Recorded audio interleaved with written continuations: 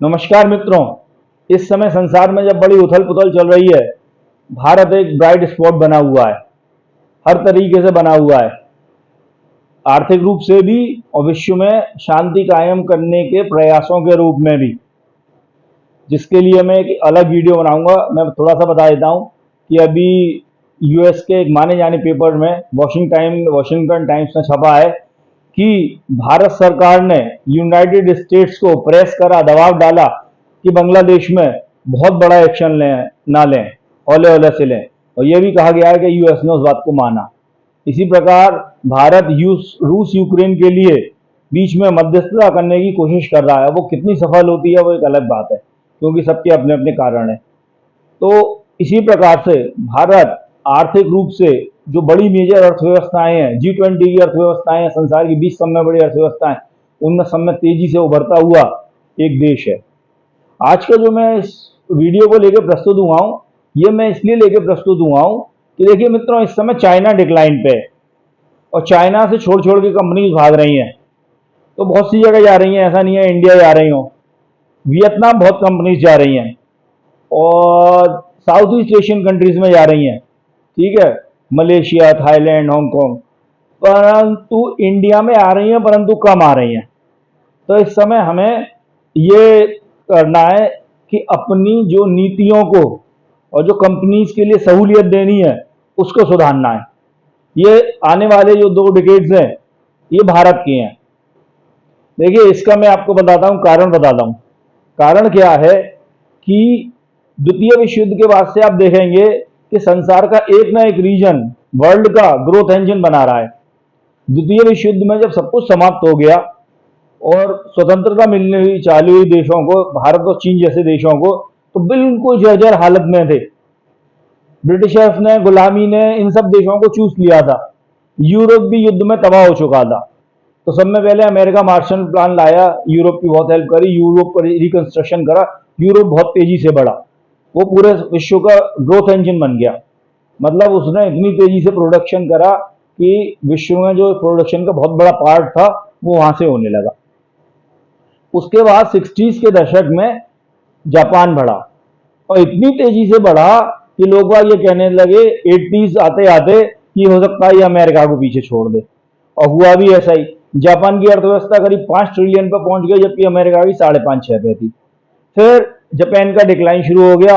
उसके बहुत से कारण है, उसके लिए पूरे एक वीडियो की जरूरत पड़ेगी। अब वो 30 साल से मंदे में ही है, उसका जीडीपी वहीं का वहीं है, उल्टा कम हो गया जितना था, और अमेरिका का बढ़ के करीब $25 ट्रिलियन पर पहुंच गया है।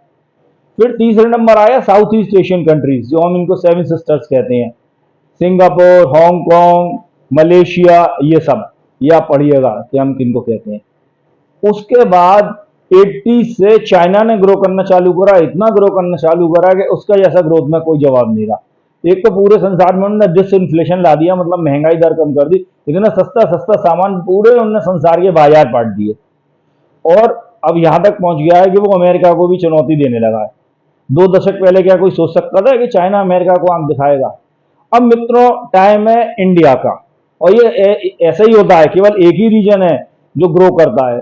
उसके पीछे कारण क्या है कि संसार के जितने भी देश हैं वो एक अट्रैक्टिव रीजन में, बड़े रीजन में, जिसमें बड़ा मार्केट है, जिसमें बड़ा पोटेंशियल है, बड़ी मैन पावर है, और भी मैं भी आपको बताऊंगा क्या क्या कारण है। सब देश उसमें इन्वेस्ट करते हैं, सब उसमें आना चाहते हैं, उसके मार्केट की वजह से, उसके पोटेंशियल की वजह से। तो ये सारी खूबियां इंडिया में इस समय मौजूद हैं। तो पहले मैं आपको बताऊंगा, और आप निश्चित देखिएगा, लोग कह रहे हैं नहीं चाइना संभल जाएगा, चाइना संभल नहीं पाएगा, तो उसका मैं कारण बताऊंगा। और दूसरा जो टॉपिक है कि इंडिया को क्या करना है, और इंडिया ने वो कर लिया। इंडिया का भविष्य सुनहरा होगा, वो दूसरा चाइना होगा। आने वाले मेरे ख्याल से 15-20 साल में हम चाइना को पीछे छोड़ देंगे। देखिए मित्रों, मैं बहुत आपको संक्षिप्त में बताता हूं चाइना में हो क्या रहा है। चाइना लगातार 80 से लेके और 2024 तक करीब 30-35 साल से, 78 से लेके बहुत तेज गति से बढ़ रहा है। और ये कहीं होता नहीं है, ये केवल कम्युनिस्ट कंट्रीज में होता है। हर कंट्री में जब मार्केट इकोनॉमी होती है, वो कितनी भी तेज ग्रोथ कर रही हो, फिर उसमें रिसेशन आता है, फिर बढ़ती है, फिर रिसेशन आता है, फिर बढ़ती है। कम्युनिस्ट इकोनॉमीज में क्या होता है कि जैसे 2008 में भी क्या हुआ कि सरकार खूब कर्जा ले लेती है बाजार से, संसाधन छोड़ देती है, इंफ्रास्ट्रक्चर बनाने लगती है। मतलब वहां डिमांड और सप्लाई वाला नहीं होता है। वहां क्या है कि अगर थोड़ा स्लम्प आ रहा है तो मकान पे मकान बनाए जाओ, रोड्स पे रोड्स बनाए जाओ। कहने का क्या मतलब है कि वो मटका एक दिन धीरे से फूटता है। जैसे कि अमेरिका में, सॉरी चाइना में मैं आपको बताऊं, हाउसिंग क्राइसिस बहुत तेजी से आ रहा है और आया हुआ है। पिछले साल से लेके अभी तक जो हाउसिंग के प्राइसेस हैं, पिछले जून से लेके इस जून तक 4.9%, करीब 5% ऑन एन एवरेज गिर चुके हैं। कारण क्या है कि कंपनीज ने घोस्ट टाउन्स बना दिए हैं, शहर के शहर बना दिए हैं, जहां पे कोई लेने वाले ही नहीं है, डिमांड ही नहीं है, इतने बन चुके हैं। उनकी बड़ी बड़ी कंपनीज फेल हो रही हैं। और चाइना की जीडीपी में जो उसका रियल एस्टेट मार्केट है, मतलब कॉमर्शियल और घरेलू मिला के, उसका 35% योगदान है। और वो बहुत तेजी से गिर रहा है, क्योंकि एक तो चाइना की पॉपुलेशन गिर रही है, जितने मकान चाहिए उससे दोगुने बन चुके हैं। लोगों के परचेजिंग पावर नहीं है, खरीदने की क्षमता नहीं है, खरीदने की जरूरत नहीं है, वो किस्त नहीं दे रहे। और 2008 में जब अमेरिका में भी रिसेशन आया था, तो ये हाउसिंग मार्केट से ही शुरू हुआ था।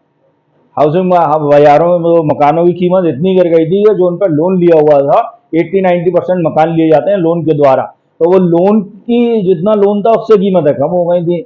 लोगों ने लोन देना कम कर दिया, बंद कर दिया। बहुत से लोगों ने, एक बार क्राइसिस शुरू हुआ वो बैंकिंग क्राइसिस में बदल गया, बैंकें कोलैप्स होने लगी और ढह गई इकोनॉमी, फिर वो जैसे तैसे संभली।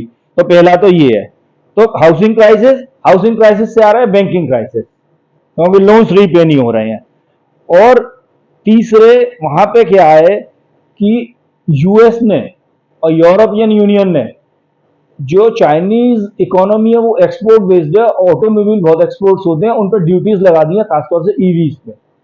क्योंकि चाइना इलेक्ट्रिक व्हीकल के क्षेत्र में अमेरिका और यूरोप से कम नहीं तो 5-10 साल आ गया टेक्नोलॉजी में और सब सस्ता बनाने में।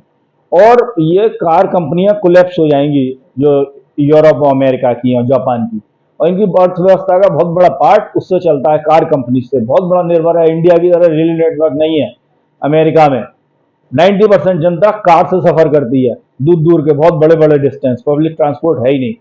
तो ऐसे करके इसलिए ये अपनी कार इंडस्ट्री को बचाने को टैरिफ लगा रहे हैं, परंतु वो कार इंडस्ट्री चली जाएगी। मैंने इसका एक वीडियो बनाया है, ये नहीं बचा पाएंगे। ठीक है, अच्छी चीज से नहीं बचा सकते। तो चौथा कारण क्या है कि चाइना में डेट बर्डन बहुत है। जैसे इंडिया का डेट बर्डन क्या है, जितना हमारा पूरा जीडीपी है उसका 60% है। और वहां आप अगर लोकल अथॉरिटीज हैं, जो लोकल शहर की अथॉरिटीज हैं, गवर्नमेंट्स हैं, जैसे यहाँ नगर निगम वगैरह होता है, स्टेट अथॉरिटीज हैं, शेडो बैंक्स हैं जिनको हम नॉन बैंकिंग फाइनेंस कंपनीज कहते हैं, एनबीएफसी बैंकिंग के अलावा, और राष्ट्रीय जो सेंट्रल बैंक ने कर्ज लिया है वो 300% है जीडीपी का। कर्ज चुकाने को कर्जा ले रही है सरकार। तो ये डेट बबल है, ये जिस दिन फूटा ना तो त्राही त्राही मच जाएगी। और वो धीरे धीरे फूट रहा है। और देखिए अब चाइना स्टिमुलस भी नहीं दे पा रहा है। बहुत से लोग कह रहे थे वो फिर स्टिमुलस लाएगा, हर बार लाया जब मंदा आया। स्टिमुलस लाएगा कहां से?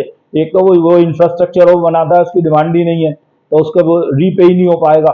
और दूसरे जितना डेट ले सकता था वो अपने लोकल और इंटरनेशनल वो ले चुका है, अब कोई डेट देने वाला नहीं है, किसी की कैपेसिटी नहीं बची है। ठीक है। चौथी चीज क्या हो रही है, जापान में ने बहुत पैसा जापान के लोगों ने बाहर लगाया हुआ है, क्योंकि जापान में येन में जो लोन मिलता था वो करीब करीब 0% पे मिलता था। और लोग 0% सेंट्रल बैंक देती थी, लोकल बैंक से 1.5-2% पर एनुअम पर एनम पे पैसा मिल जाता था। और 2% में हेजिंग हो जाती है, और ये 6-7% में बॉन्ड्स में, संसार भर के बॉन्ड्स में जो जापानीज इन्वेस्टर्स थे वो इन्वेस्ट करते थे। और जब वो इन्वेस्ट करते थे तो एक सुरक्षित रिटर्न आ जाता था 2-4% का। अब आप कहेंगे पर साल का 2-4% का क्या हुआ? तो मित्रों, करोड़ों, दसियों करोड़ रुपए एक एक आदमी इन्वेस्ट करता था, अच्छी खासी इनकम बनती थी। अब जापान में इंटरेस्ट रेट बढ़ रहे हैं, तो इंटरेस्ट रेट का डिफरेंशियल है वो कम हो रहा है, तो जापानीज इन्वेस्टर्स को फायदा नहीं है, वो पुल आउट कर रहे हैं मनी। और भारत से भी कर रहे हैं। भारत में 2 lakh crore Japanese yen invested है। ऐसे ही चाइना में बहुत ज्यादा इन्वेस्टेड है, अमेरिका में इन्वेस्टेड है, वो अगले वाले सालों में निकलेगा। तो वहां पे स्टॉक मार्केट भी इसीलिए चाइना में कोलैप्स हो रहा है अभी जो हाल में हुआ है। परंतु इंडिया में क्या है, इंडिया में इसलिए नहीं होगा, इसका मैं एक अलग वीडियो बनाऊंगा। इंडिया में बहुत तेजी से, उतनी तेजी से इन्वेस्टर्स बढ़ रहे हैं, जो मंथली हमारा सिप है जो म्यूचुअल फंड के थ्रू जाता है वो 2-2.5 बिलियन हर महीने स्टॉक मार्केट में पहुंच रहा है। नए नए इन्वेस्टर्स आ रहे हैं, नई नई पीढ़ी आ रही है। ठीक है। और लास्ट कारण है जो चाइना में हर सेक्टर में ओवर कैपेसिटी है, एक्सपोर्ट बेस्ड इकोनॉमी है, ज़्यादातर उनका एक्सपोर्ट होता है, यूरोपियन यूनियन में होता है, अमेरिका में होता है। उन सब ने टैरिफ्स लगा दिए हैं क्योंकि चाइना का ये अपनी जो आर्थिक शक्ति है ये मिलिट्री के उसको उससे मिलिट्री पावर बढ़ा रहा है, सब जगह साम्राज्यवादी देश है, ताइवान पे हमला करने की सोच रहा है। तो अब इसको चाइना और अमेरिका ने बढ़ाया था, चाइना अमेरिका की कंपनीज ने बढ़ाया था, अब उन्होंने ठान लिया है कि अब वहां से सब कंपनी छोड़ के भाग रही है, इसीलिए जा रही है क्योंकि ऊपर से आदेश है। इसकी कंपनियों पर सब पे प्रतिबंध लग रहे हैं, उनके बनाए प्रोडक्ट्स पर प्रतिबंध लग रहे हैं, कोई देश घुसने नहीं दे रहा है। अब ये सारा मुड़ के ये ढूंढ रहे हैं लोकेशन कि कोई हमें ऐसी मिले जैसे पहले हमें चाइना मिला था 20 साल पहले। और मित्रों वो लोकेशन इंडिया के अलावा दूसरी कोई हो नहीं सकती। मैं आपको कई कारण बताता हूँ।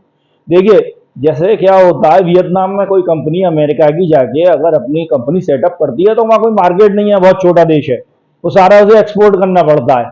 अब एक्सपोर्ट हुआ नहीं हुआ, इंडिया में क्या बात है, इसका इतना बड़ा मार्केट है, 140 करोड़ लोग हैं, तो पहले तो यही इतना बड़ा मार्केट बनता है। और फिर क्या होता है, मैन्युफैक्चरिंग में क्या होता है, इकोनॉमीज ऑफ स्केल मिल जाती है। मतलब जितने बड़े पैमाने पर बनेगा उतना सस्ता होगा, तो यहाँ बेचो भैया बाहर बेचो। Make in India, make for India and make for the world. India में बनाओ, इंडिया के लिए बनाओ, बाहर के लिए बनाओ। जैसे देखिए आईफोन ये जो मैन्युफैक्चर हो रहा है, ये एप्पल आई है, पूरे भारत की इतिहास में 1950 से लेके कोई ऐसी कंपनी नहीं है इतनी तेजी से ग्रो हुई हो। इनने 2 लाख के ये आईफोन एक्सपोर्ट कर चुके हैं अभी तक। और इंडिया का जो एक्सपोर्ट है वो बिलियंस ऑफ डॉलर्स में, करीब 20 बिलियन डॉलर से ज्यादा है फोन एक्सपोर्ट। और जो हम इंपोर्ट करते थे 2021 में 50,000 करोड़ के, वो करके 7,500 करोड़ बचे हैं। नेट टेलीकॉम इक्विपमेंट्स में हमने करीब 22.5 बिलियन कर दिए हैं एक्सपोर्ट सन फाइनेंशियल ईयर 2023-24 में, जो कि 2014 में ना के बराबर था। तो ये सब क्या है कि कंपनीज आ रही हैं। दूसरे एक इंडिया के साथ एडवांटेज क्या है, demographic dividend, demographic advantage. Bharat का जो भारत की पॉपुलेशन है उसमें से 50% 25 साल से नीचे है, 70% 35 साल से नीचे है। इसको अपस्किल करने की जरूरत है, ट्रेनिंग करने की जरूरत है। और ये बिल्कुल, चाइना की पॉपुलेशन डिक्लाइन हो रही है, उसकी एवरेज एज है 38 साल, हमारी है 27 साल। तो हमारे पास अपार वर्क फोर्स है। और देखिए मित्रों एक चीज समझ लीजिए, भारत में मैन्युफैक्चरिंग इंडस्ट्री को जैसा बढ़ावा मिल रहा है वैसा कभी बढ़ावा मिला नहीं। और हमारे देश का यूथ है जो कृषि में एम्प्लॉयड है, वो कभी सर्विसेज सेक्टर से आगे नहीं बढ़ पाएगा बहुत ज्यादा। इसमें कारण क्या है कि सर्विसेज सेक्टर में केवल पढ़ा हुआ व्यक्ति जाता है, स्किल्ड, सेमी स्किल्ड या अनस्किल्ड के लिए जगह नहीं होती है।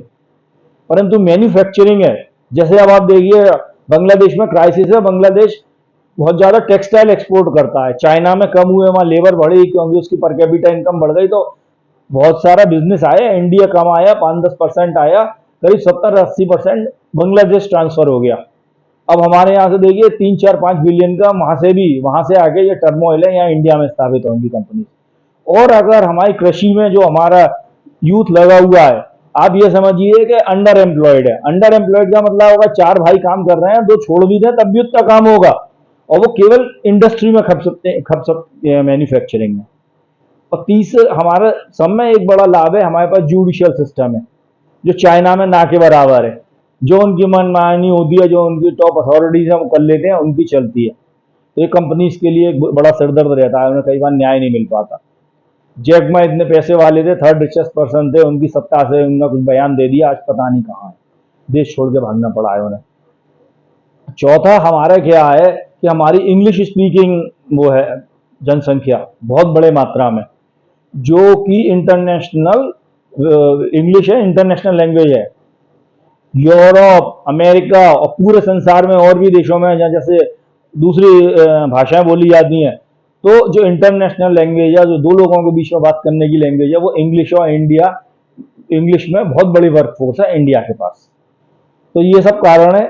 आप इस मेरे वीडियो को ज़्यादा से ज़्यादा देखिए, सरकार तक पहुंचाइए। अब कुछ चीज़ें चाहिए कि जैसे इंडिया में इंफ्रास्ट्रक्चर तो बहुत तेजी से इंप्रूव हो रहा है, अगले 5 साल में 10 साल में बहुत अच्छे स्तर पर एक हमारा क्या है कि जुडिशियल रिफॉर्म्स हो, बहुत लंबा समय लगता है, कॉन्ट्रैक्ट्स एनफोर्स नहीं होते हैं।